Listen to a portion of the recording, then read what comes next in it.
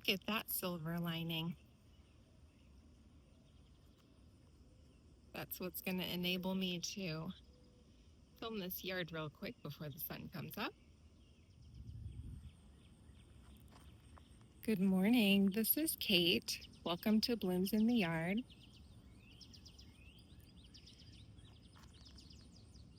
Today we're going to do a tour of my front garden. I live in Shawnee, Kansas in Zone 6B.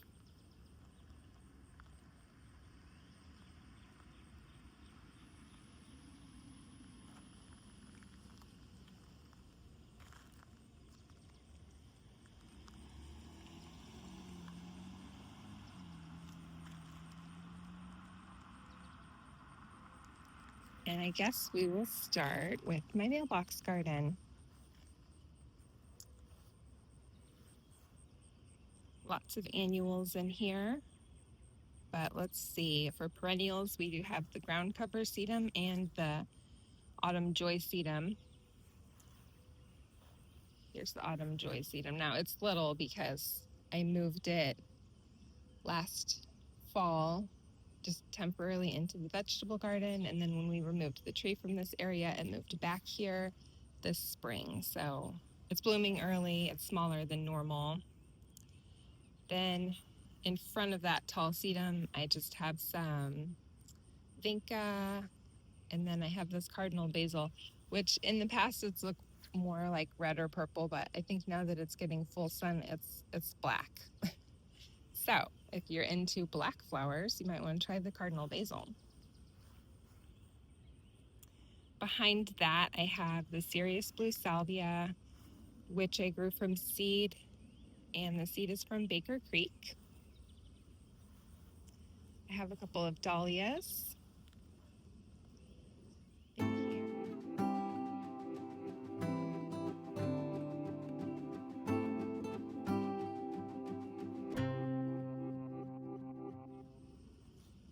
From the street, I have some Siberian iris to the left of that tall sedum, and then some mist flower or native ageratum.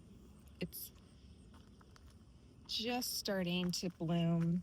It will be covered in blooms and it will bloom until frost. So I'm pretty excited about that starting to bloom. This looked a little better earlier in the season. I had more of this, what kind of, it's like Sunday blue sage, this kind of lacy looking salvia here.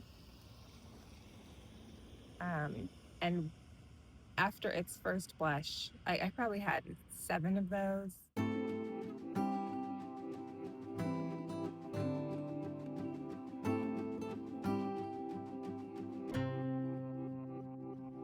And after its first bloom,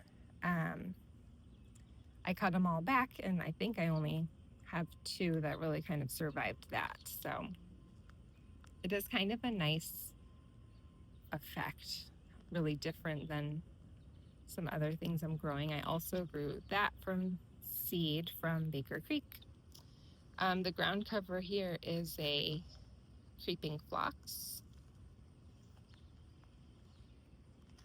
And then I have some more dahlias. I'm not 100% sure on those, but I think it's either lilac time or lavender perfection on this lighter dahlia. And then I think that the darker dahlia to the right is Thomas Edison.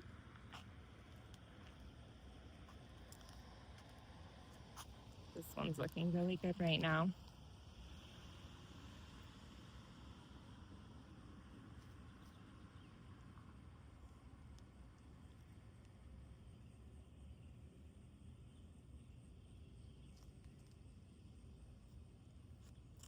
Let's see, what else do we have going on in here? Oh, okay.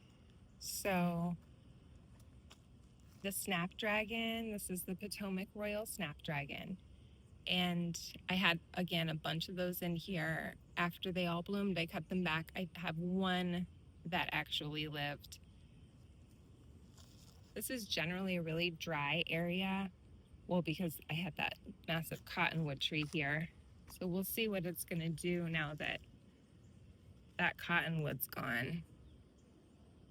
Kind of waiting to see what the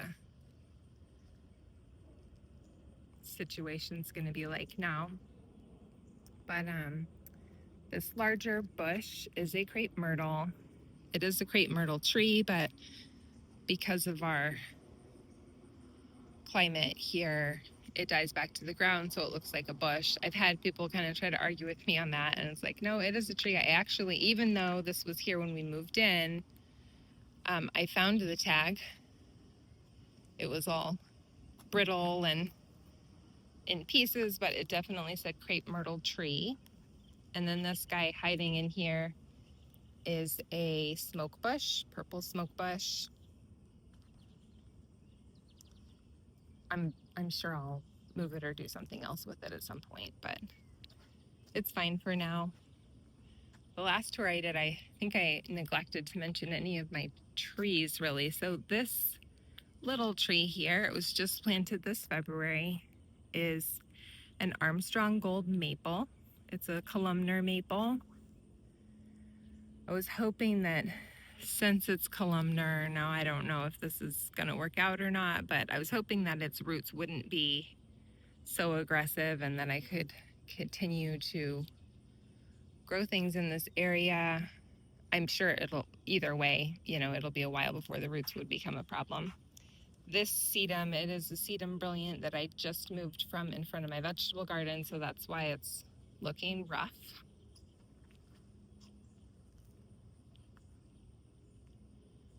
And then I do really love these irises. They came with me from my last house.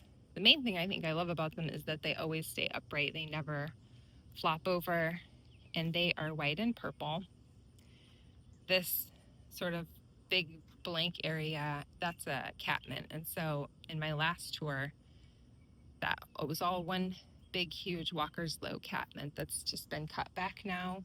I also cut back all of this salvia here. There's some little babies, a couple of bigger ones, and then this salvia, I didn't cut back to the ground, I just trimmed it. But the other salvia was looking bad because it was being covered by the catmint and the peonies, so that's why I cut that back. And I'm probably going to move that away from those things. Maybe move it over here to the left where this annual celosia is right now. I do love this celosia so much, the Sunday Wine Red Celosia.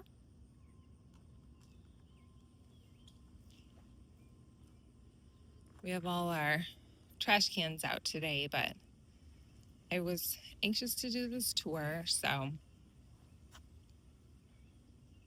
that's just going to be okay.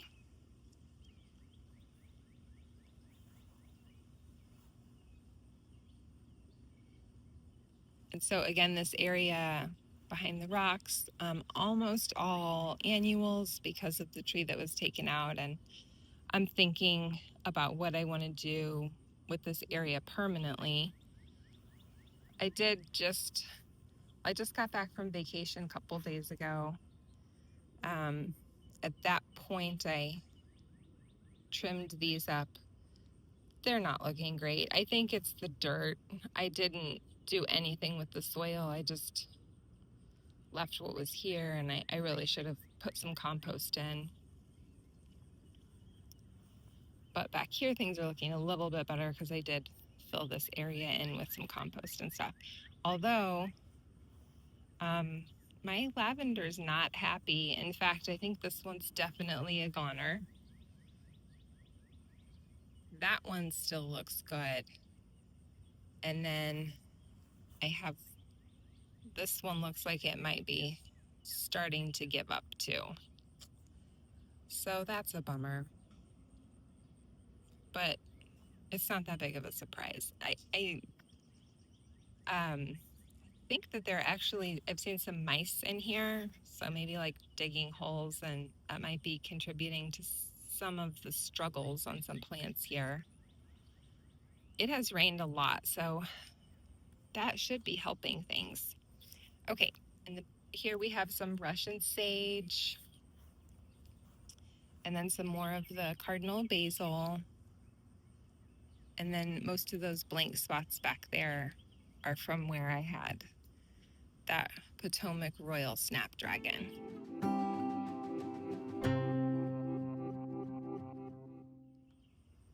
So this area, it's definitely in transition, and I just threw some annuals in here for the year. There is a purple-leafed sand cherry in there, which I may or may not keep there. I'm thinking about that one. So that's my mailbox garden. And then we'll move on to the sun border over here. Okay. Here we have, since I did the last tour, my crepe myrtles have started blooming. Aren't those gorgeous? I mean, I love the flowers. I even might like the leaves and the buds more. And kind of all three together is just, I think, really, really pretty.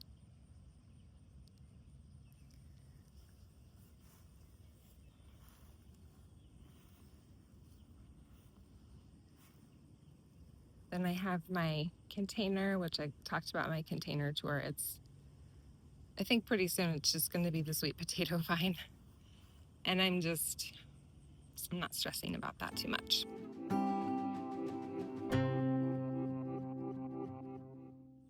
Down below, I have a blue star juniper, some golden oregano, which is definitely getting a little sunburned here. And then this is a creeping veronica, which blooms purple in the spring. Looks pretty nice with the daffodils. That I have daffodils all through this sun border. Then I have the salvia, which has been blooming since May. I've cut it back. I'm still just cutting it back every once in a while, but I was just gone for a week, so. Then we have some black-eyed Susans.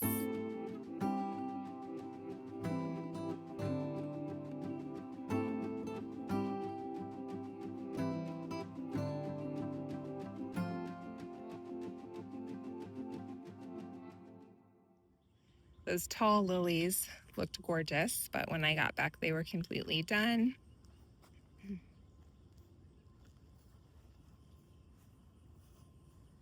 I like how some of these perennials are just peeking out underneath these bushes. So I have lamb's ear, the silvery foliage, and then I have the brilliant sedum. It's interesting how that's in kind of all different stages throughout my yard. So this one's got buds. And then to the right of that sedum, I have my spirea, gold mound spirea. It's got a little bit of flowers coming back. And then behind that, I have the wine and roses weigela. It's got one little bloom on it. Then I have a dahlia.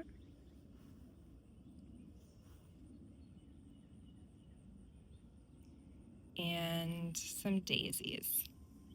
Somebody just walked by, and I'm trying to get over walking around my yard talking to myself in front of my neighbors, since this is a new thing for me.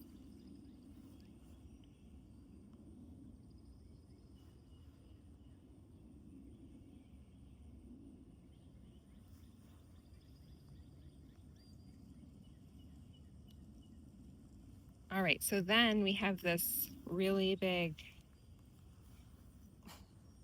this plant, wow. You can see it's really splayed out and really tall. I'm gonna have to do something different with it next year. It is a showy goldenrod. So all of these spikes here will be yellow flowers. It's gonna look really good, but I wish I had maybe tied it up. I mean, definitely should have cut it down, done the Chelsea chop, but I'll think about what I can do differently next year. It's definitely covering up that gold mound spirea. And then back there I had that liatris, which is finishing up. And I did plant a little crepe myrtle in here. I think it's like a purple, I want to say diamond purple something. I don't know if that will bloom this year or not. This peony is getting powdery mildew. It's rained a lot, which is a blessing, but you know, some plants don't do that well with all the rain. And it was pretty dumb of me to plant the bee balm next to the peony, knowing that they both get powdery mildew. So far, the bee balm shockingly has not gotten it, even though they're literally touching. And I'm just gonna have to cut this peony down. That one's kind of spent. This dahlia, here's one that looks better.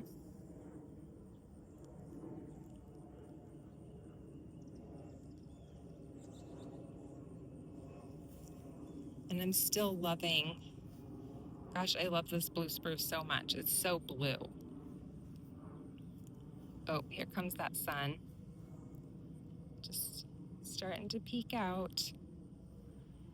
Here's my stargazer lily.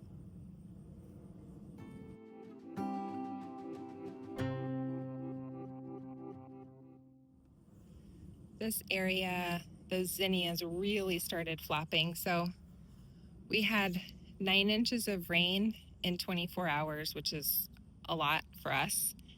And so a lot of things when I got back from our trip were really floppy. This liatris, again, I'm trying to figure out the best way to stake that up. You can see I've just put this little trellis here just so I can mow, but it's not the best look. So got to figure that out better next year. But yeah, these stargazer lilies are looking really good right now.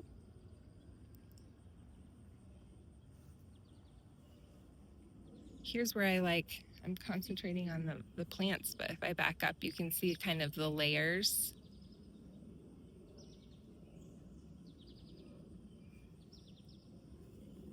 Of the yard.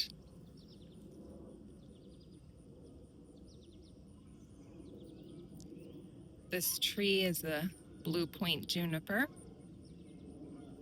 It's about, I don't know, somewhere between 12 to 15 feet tall. The inner leaves are turning a little brown, and it's been raining a lot, so I wouldn't think it would be from being too dry, but I'm really not sure if it needs water or if it needs to dry out. So I'm just not doing anything about that right now. So yeah, this area is kind of a mess. I've got these gold mop cypress and everything's kind of flopping onto them. I don't know. This is an area I'm thinking about, trying to decide what to do about all the flopping. So these zinnias are wine, Bennery's Giant Wine. Got some really big ones. Let's take a look at this one, because this is massive. Oh, there's a bumblebee sleeping in there. I don't want to bother him too much, but that's a big guy. There's this guy sleeping in here.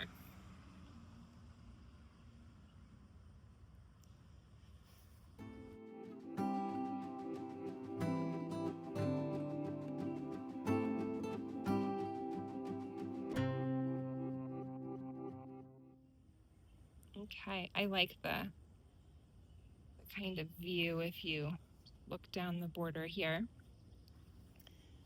So, and behind this little rock wall, I have Coreopsis, which has been blooming nonstop since May. I might want to cut it back a little bit by this boxwood, and I may have said that exact same thing on the last tour. Some more of the Bennery's Giant Wine Zinnia, and some more flopping. Here is my Black Beauty Martagon lily.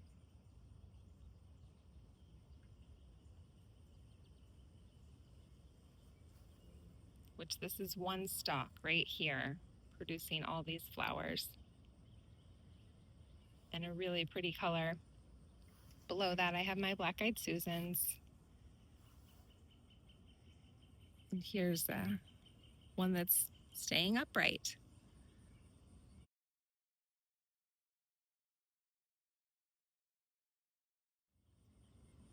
I think that the color on that black beauty looks really nice with the sand cherry. There's another black beauty kind of hiding in there, with the sun shining through.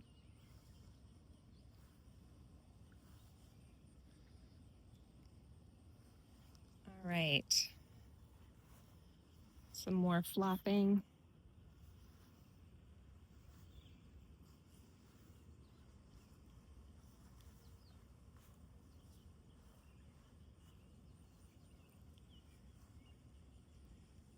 So here's that sun coming out. This big panicle hydrangea is a limelight.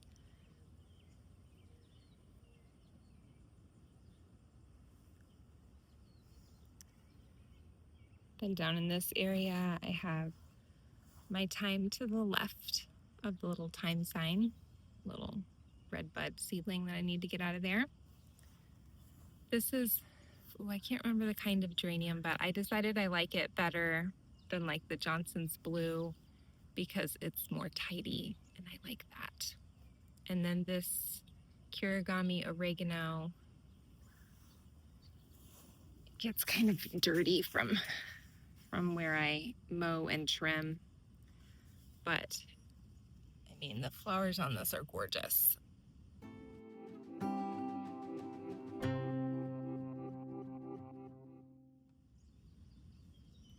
I need to figure out how I can showcase them better. Because right now, okay, I'm gonna pull this weed. Right now, you know, they're not looking as good as they could. Okay, this area, I'm happier with this area than I've ever been. It's been just a problem for me. I tend to have a hard time finding low growing things. Last year I planted this crepe myrtle, and I planted it at the end of the season. It didn't look great. I wasn't sure if it would even come back because crepe myrtles, you know, do kind of die back to the ground here, but I'm thrilled with the color, thrilled that it's, you know, low growing, and it came back and it's blooming nicely. And I have that with some red pentas, which I think I'm breaking all of the red and pink rules in my garden, and I'm just okay with that. So I've kind of, this crepe myrtle isn't blooming yet, but it's mingling in with some of the rose marble salvia, which looks like it's pretty much ready to be cut back.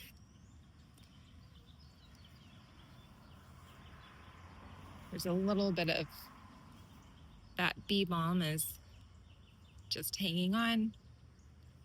I did get some blooms from these gladiolas, but they seem to have kind of crowded each other out.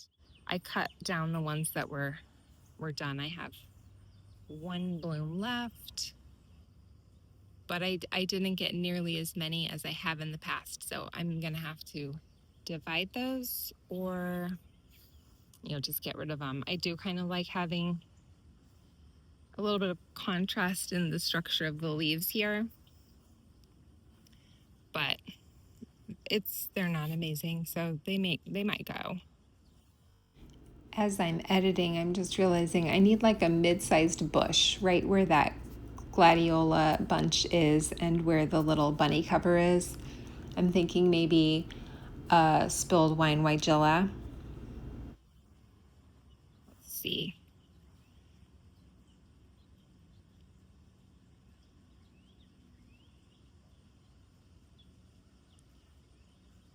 This phlox has been a great performer. This is its second bloom. Now on the phlox, you don't cut them back. if you cut them back after the first bloom, you'll lose that second bloom. Sorry, I don't know the kind on these, but I really enjoy those. And I just moved them over here last year from the side yard. They're doing so much better. Down here, I've got some of these, which I thought would be purple. They're not, they're red. These ornamental peppers. And I did collect the seed. So this one seems to be getting pretty tall. I don't know if it's just really happy or if it maybe, changed a little bit and is going to be taller.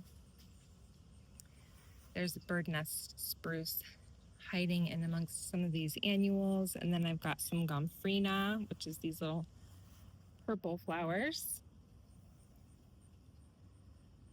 The sun did come out on me. More of the Black Beauty Martagon lilies. So I just was looking into these a little more, wanting to get a different color. And what I found out is that they can do shade, which is kind of cool because I might be able to plant those in my back garden. So that might be a project soon this fall to get a different Martagon lily for the back garden. This is the Millennium Allium. I have 3 of them here, and those are just about to bloom.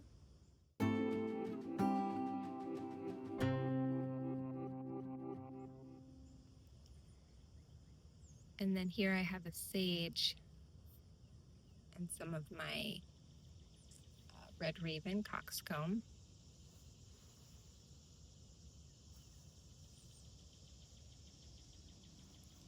I have some daisies. I'm thinking about the daisies, whether I want to keep them, because when I got back from my trip, they looked so terrible. In fact, I couldn't reach all the way in the back, so you can see some of the spent blooms back there. And that's a problem with white flowers sometimes, is that the spent blooms just look brown and terrible. And I'm trying to decide, are these too high maintenance for me? Yes, they're easy to grow, but they do require quite a bit of deadheading to look okay. So then I have, this is my Autumn Joy sedum, which is pretty big. Last year, the dahlias really flopped on it, and basically the same thing's happening again, even though I told myself that I wouldn't let that happen. There's the red raven coxcomb, and then here's this dahlia, which is planted behind the Autumn Joy sedum, but it is flapping onto it pretty badly. And we've got all of our blooms kind of hidden inside the plant, but we've got some more coming. And these, I have 2 dahlias here. I have one here, and then there's another one flopping over onto the daisies, and both of those did not get dug up. They survived our winter, which is kind of cool. That does not normally happen for us here. Some more black-eyed Susans, gold mop cypress, and some echinacea, purple coneflowers. This sage, what a vigorous grower. I just took one piece of it from another area and put it here last year, and now it's looking really good. Then we have that bee balm that is ready to be cut back. Some brilliant sedum, a boxwood, and some of the sun sparkler sedum to the right of the boxwood. And then I just have my irises. We're kind of back around to where we began. This Bobo hydrangea I just planted maybe a month ago. And I put it there to kind of echo, but I wanted it to be shorter, the other panicle hydrangeas that I have in my yard. So you can see that when that grows in, you'll be able to see that. And then in the back, you'll be able to see that limelight panicle. And then over on the left side, I have the Sweet Summer Panicle Hydrangea. So you'll be able to see all three of those just at a glance when you look at the yard. So that is my sun border. Now let's see how the sun does for us if we come over here. This is the outside of the potager garden. You can see my little rock wall here, which all of these rocks were found. So it's tricky to make them look as uniform as they do. Took a lot of work. I love the sedum coming through that rock wall there. And then yes, this is a Sweet Summer Hydrangea, and planted under that I have some Lady's Mantle, hosta. I transplanted these Lady's Mantle just recently and they're looking really good. The rain definitely saved them. They've really, like, look at this one, how much it started growing back in. I'm super happy with that.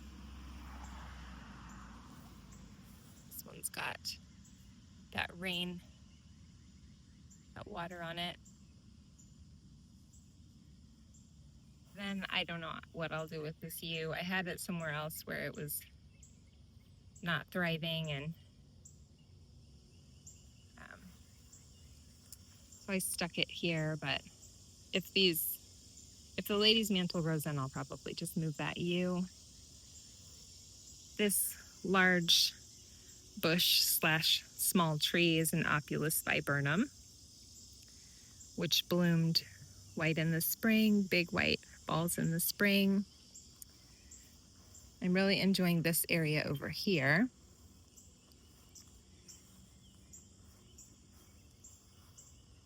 I have, let's see, starting from the left, we have the golden oregano, and then the diamond, I can never remember that one, euphorbia, white frost euphorbia, and then the rose marble salvia. I have a little sedum, a little kind of purplish sedum,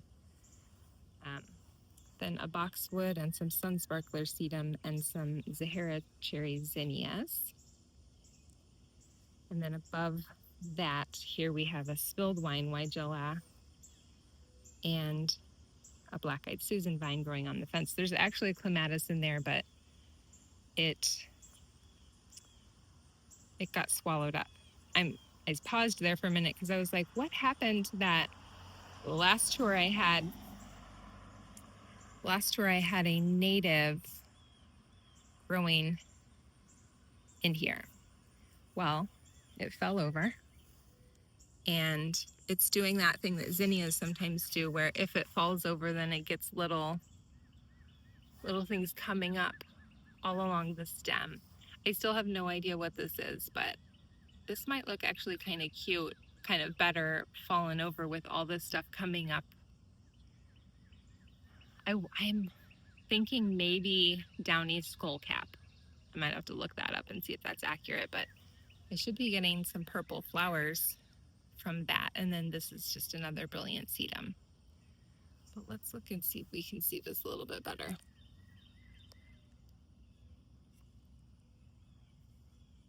So I know it's a native. I'm pretty sure downy skullcap, but I'll look it up. So then, yeah, I've got my black-eyed Susan vine. This little vine here is a cup and saucer vine. It's not looking great. I think that at the base in there, it's like barely there. So we'll see what happens with that. I have another one in back that kind of also doesn't look great. I haven't babied it the way that I probably should have. I'm happy with these Zahara cherry zinnia. And then let's see, we just have that Husker red penstemon and more of the zinnia. I suspect that this might be more of that showy goldenrod, the one that's going crazy in the sun border, but time will tell. I can't remember what it is. Then over here, more of the diamond frost euphorbia with some zinnias. The Walker's Low not penstemon, the Walker's Low catmint is growing. Like, it looked great the first time it didn't flop, but as it's growing back in, it's kind of doesn't look good right now at all. And then here I have a lot of those zinnias, some gomphrena, and the golden oregano.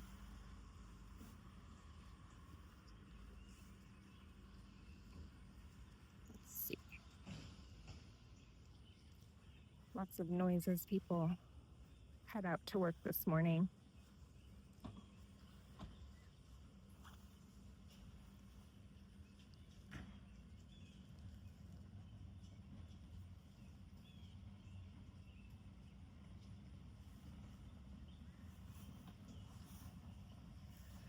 Let's see, so we can see that gomphrena.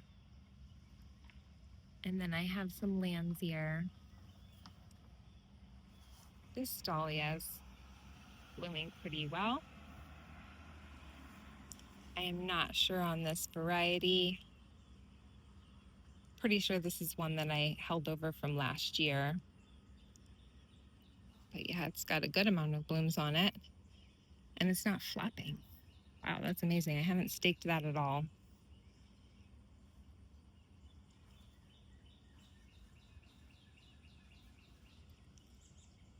I kind of skipped over the raspberries, which is where that little trellis is. They're not looking great, but they'll look okay later.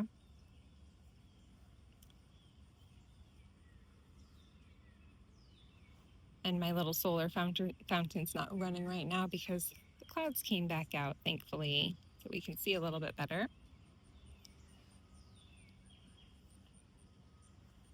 This big, huge monstrosity is my baptisia.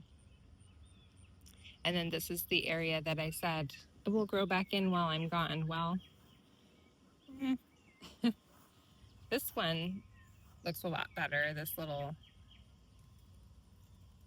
little one that kind of was struggling from being moved. So yeah, I guess in general, like this, the base growth is coming out better here on this Husker Red penstemon. You can see this is what happens with my snapdragons sometimes. You can see how that one just died, but some of them look okay. So I don't know. I haven't figured out the trick with these.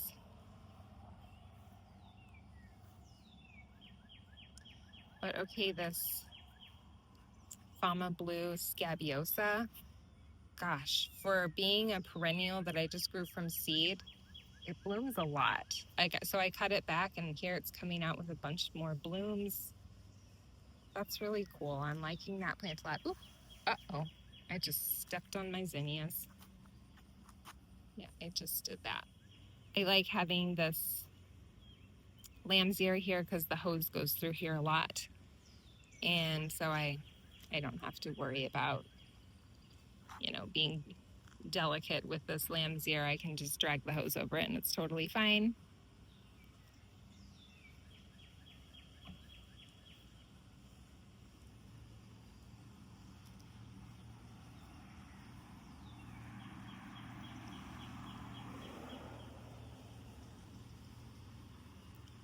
Here's how this area is looking. If you watched the video of me clearing out, I had some taller sedum on either side of the boxwoods, and I also had some Asiatic lilies, and I just decided it was time for this area to be more simple.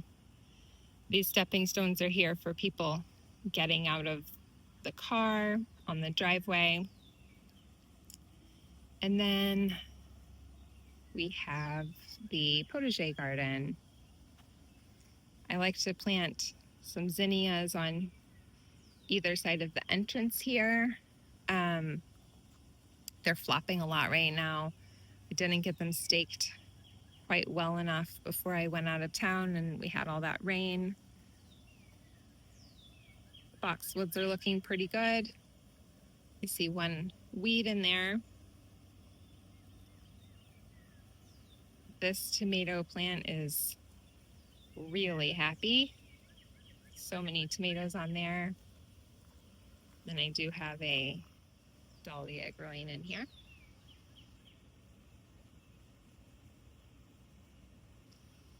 Here are my pots.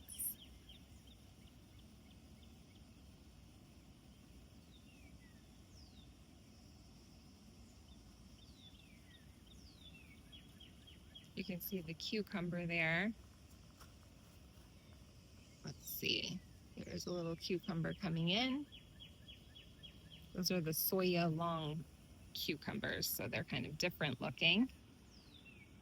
And then this zinnia looks pretty with that purple red kale in the background.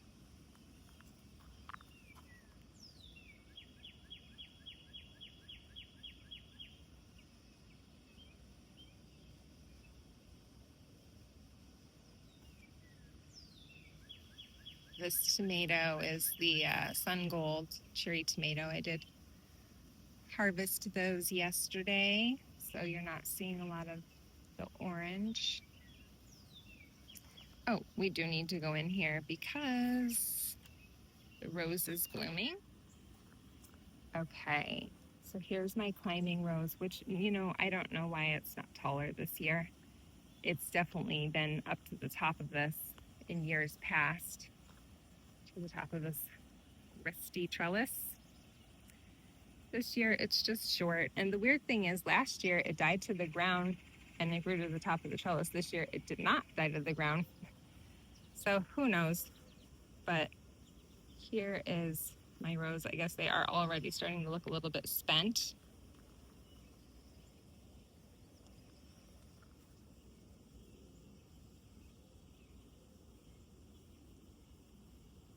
But I wish you could all be here to smell this.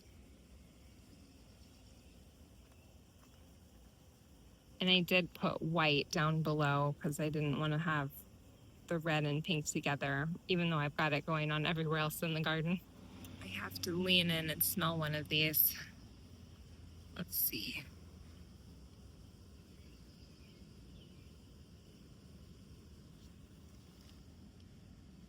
Ugh, that fruity smell is, it like brings me so much joy. And I'm not a scent person, but that rose, oh my word, that's the lady in red rose. Here I have all those ornamental peppers are starting to turn red. I was hoping they'd turn purple, although maybe they'll go red and then purple. I don't know.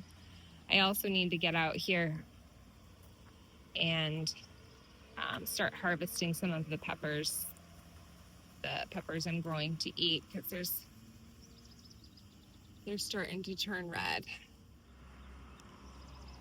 So I know most people grow dahlias as cut flowers. I mostly keep them in the landscape because this is a tomato. Let's get you over there.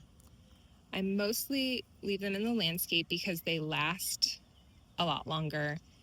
And I'll do a bouquet every once in a while, but in a couple days they just look sad, and I'm not always good about cleaning them up. And then I just have these like dead bouquets in my house, and it's like yucky. Nobody wants that. I tried to get out here and clean up after vacation, but obviously I didn't get everything deadheaded like I should have. So yeah, then we've got the strawberries down below.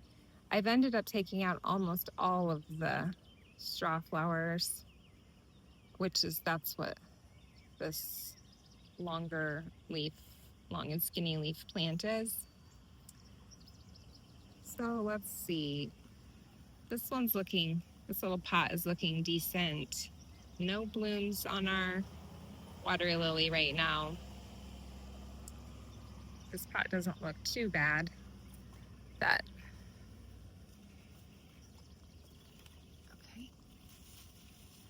you can see, oh, sorry about the camera work there. You can see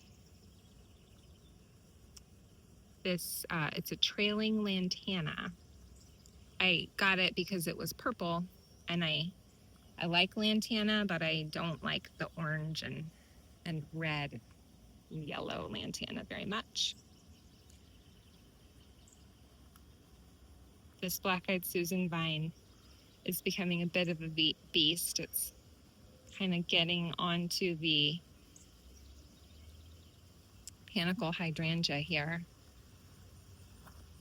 But I really love the blooms on this particular one, and I don't know why,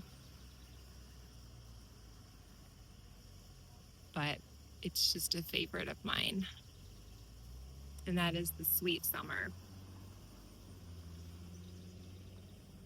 Then this pot down here,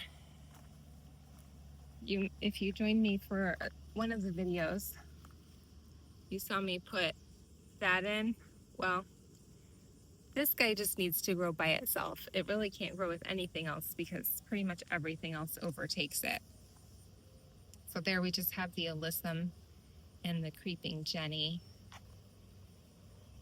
And I think that's pretty much all there is to see in this garden. We've got this tomato and the raspberries. On the corner here, we have this variegated oregano, which I do like a lot. And this is a Genovese basil, which now that I got all the kale out of here, it will really fill in that whole space.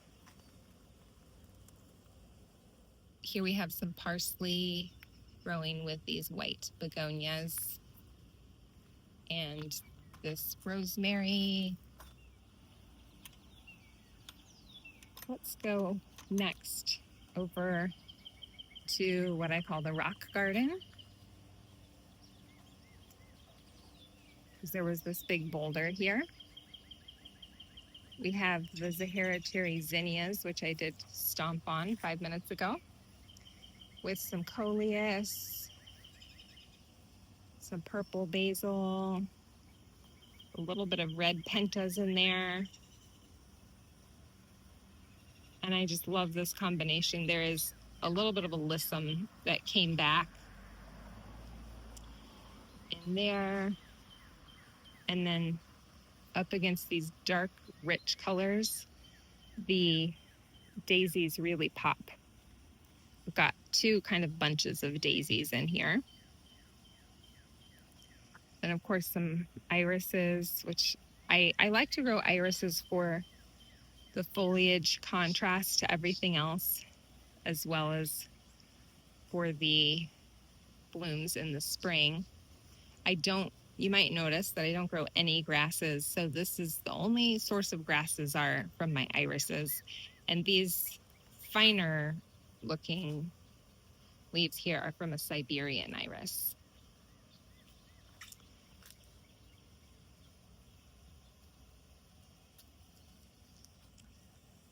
Let's see if we can get in here and see this a little bit better. Same plants. The coleus, the purple basil, and the zinnia. And then I do have a shrub growing in here. So I'm gonna have to get rid of those daisies and let this shrub kind of take over. This is a more colorful weigela, and it blooms light pink in the spring.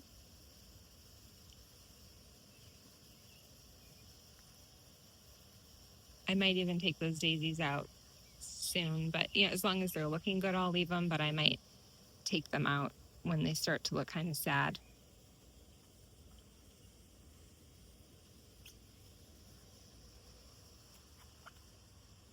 I'm really happy with this area.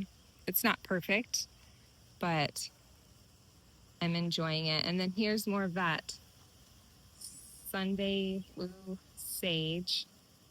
Maybe it's Monday blue. One of those days. This one doesn't look quite as good as the ones in the mailbox garden.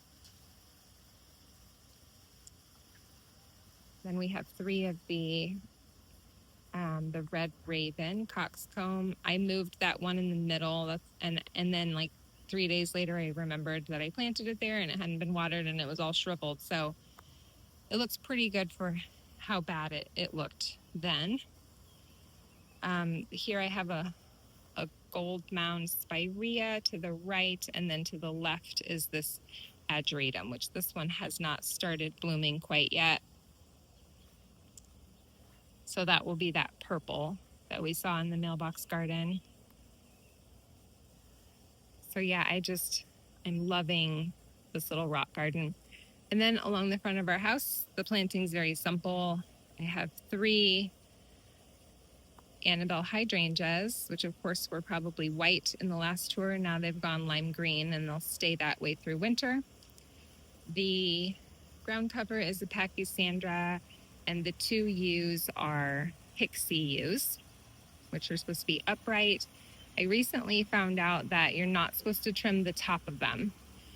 And so that's why I'm leaving these little things that are sprouting up. I have been trimming them just because they look silly, but they said they're not going to get the height if you're trimming them. So whoops. So now I've decided I'm going to leave them, even though they look weird and wonky. We'll see what happens. My original intention was that these would get to the height of these windows, because that's what they're supposed to do. And so I'm going to have to stop trimming them if I want that to happen. The AC is loud over here. You probably won't venture far into here, but I just have my little front door pot. And then I've got the Empress Woo hosta, 3 boxwoods, some more hostas, and then the stilby, which I cut all these down recently, the flowers. I do have some little mouse ears hostas, which make me happy.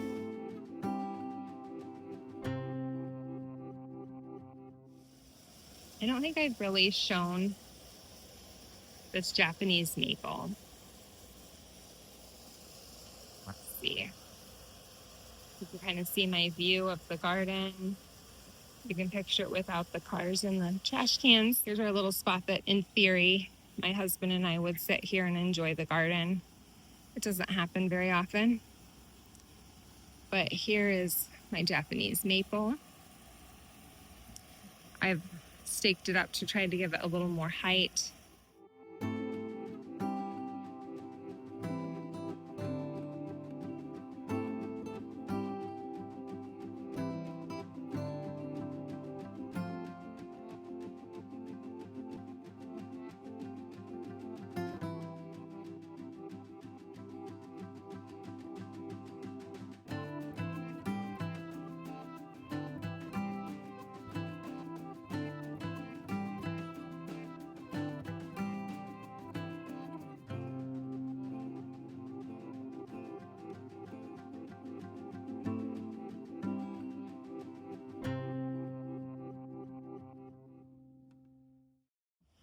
Okay, so we have this magnolia tree, which is throwing out some blooms, but then those blooms are turning brown because it is so hot. But, can't complain about getting a few pretty little blooms in the end of July on your magnolia tree. Over here I have a catmint that's flushed back, some stringy sedum, there's a peony, and then on that trellis there is a black-eyed Susan vine. The last tour I said I would fertilize it. I never did. And then my favorite little row of trees. These are, I believe they're the emerald green arborvitae with the lamb's ear, keeping it simple over here. And then I have the firelight hydrangea with some daisies. I didn't even come and look over here, so those have not been deadheaded, but they don't look like they're too bad. The bunnies have definitely gotten into these Asiatic lilies. I bought these lilies kind of on a whim. I had a couple spots to fill in for a garden tour, And as soon as I planted them the next morning, some of them had already been eaten down. And I was like, oh yeah, I can't grow the shorter Asiatic lilies I can't grow because the bunnies eat them. I can grow the taller ones because for some reason they don't seem to mess with those. I don't know if they're just bigger. So that's why they don't mess with them. But this big bush is a burning bush. And then I did stick a dahlia in there. It's not getting enough sun, so it may not bloom. So I have a bunch of irises growing, or if you see them down in there. This is a sea green juniper to cover up that electric box from the street. And I have a lilac. These peonies also are getting powdery mildew and need to be cut down. And then I have a dahlia here that is flapping.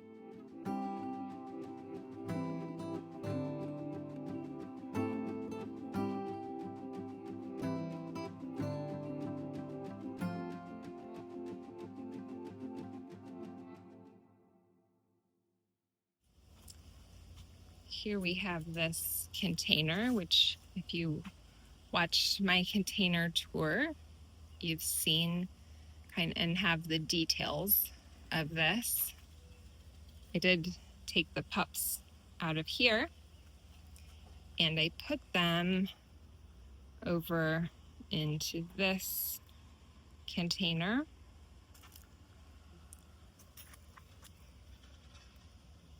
So that's kind of fun. This is getting a little too much water because we have had so much rain.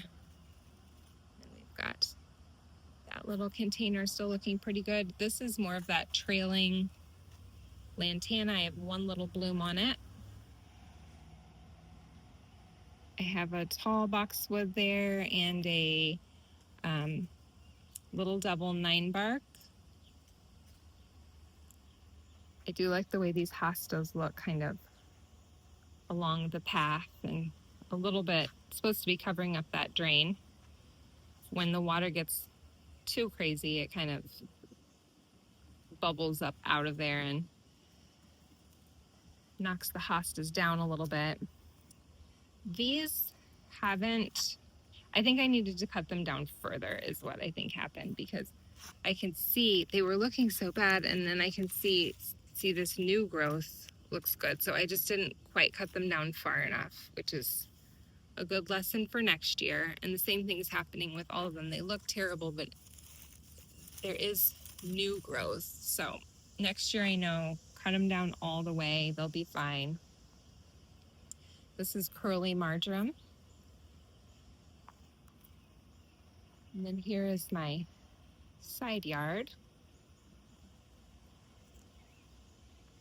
Do have a little bit of this avant-garde clematis.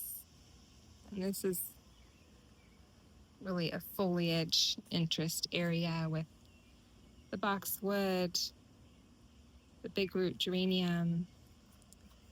I do really like this wintergreen euonymus. And then I have the variegated witch hazel, Virginia Prospect. This looks kind of interesting right now. The red flint ageratum is mingling in with this dark red coleus.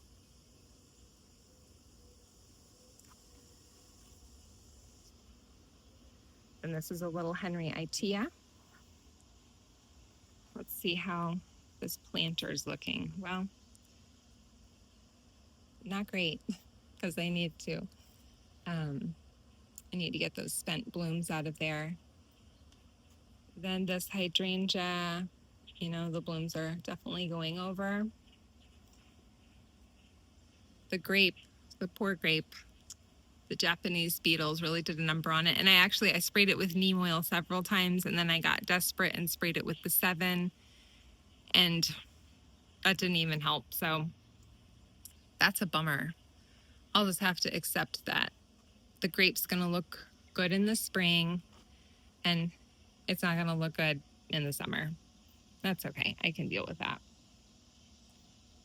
Everything's not going to look great all the time, right?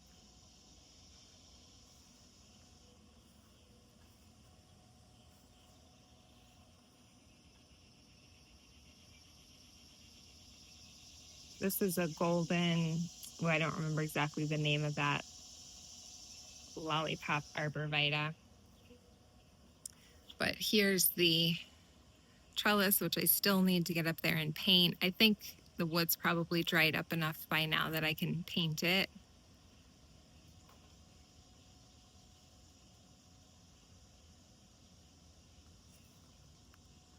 This is that red flint ageratum.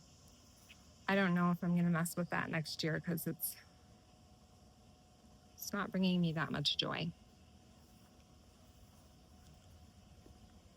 I do really like this at the medium ground cover. Something's growing into it. I have a goldenrod, a cliff goldenrod, I believe it is, and it's flopping over onto the medium, but I really like the leaves on that. Healthy looking at the end of July. I'm all about healthy looking leaves.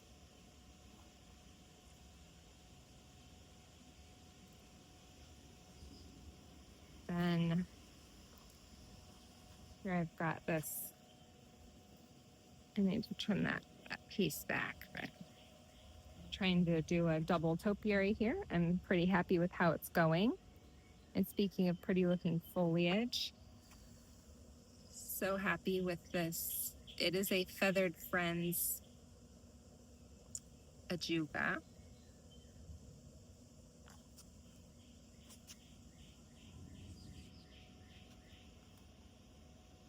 And I think we're over an hour, so I think I'm going to have to call it quits from there, and we can do a back garden tour soon.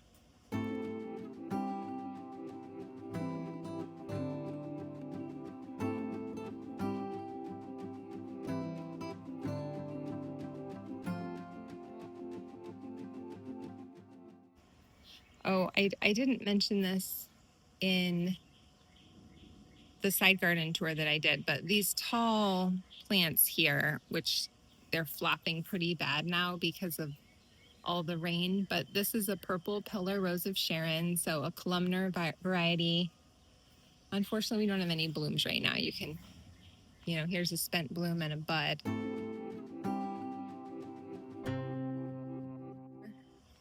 It makes it a little bit difficult to navigate this area. I really wanted it to feel kind of enclosed. I don't know that I wanted it to feel quite this enclosed, but I might trim them back. I haven't trimmed them back since I bought them because I didn't want them to bulk out. I just wanted them to grow up. But the blooms are getting to where they're so high that you can't see them very much. So I might be trimming those back in the future. But yes, those are purple pillar rose of Sharon, and they do reseed. So if you avoid rose of Sharon for that reason, this is not any better. This has been reseeding a lot, and I've been having to pull it a lot. Okay, so now we really are going to end our tour, and thank you for watching, and we will have more tours of this front garden and tours of the back garden coming soon, hopefully every month or so. I feel like things changed a lot from our June tour to our July tour.